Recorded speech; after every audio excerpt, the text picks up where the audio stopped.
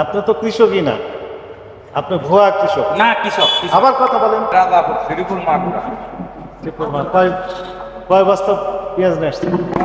90 বস্তা 96 বস্তা 96 বস্তা। কাগজপত্র আমার আছে? বাড়ির রাস্তা।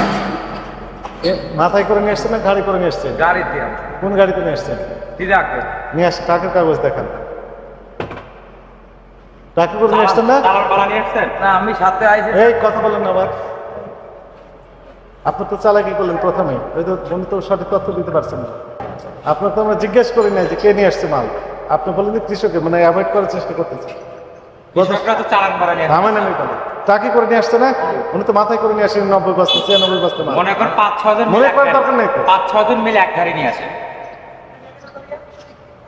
আপনার মনে করার তো দরকার নেই, বাস্তব না, মনে করে না, তারপর মনে 5-6 করার জন কথা মিলে বলছেন। এক গাড়ি নিয়ে আসে আপনি মনে করার কথা কৃষকরা। বলছেন। না না আমি মনে করার কথা বলি আপনি তো বললেন মনে না করেন। না না আমি মনে করার কথা বলেন 4-5 জন মিলে এক গাড়ি নিয়ে আসে।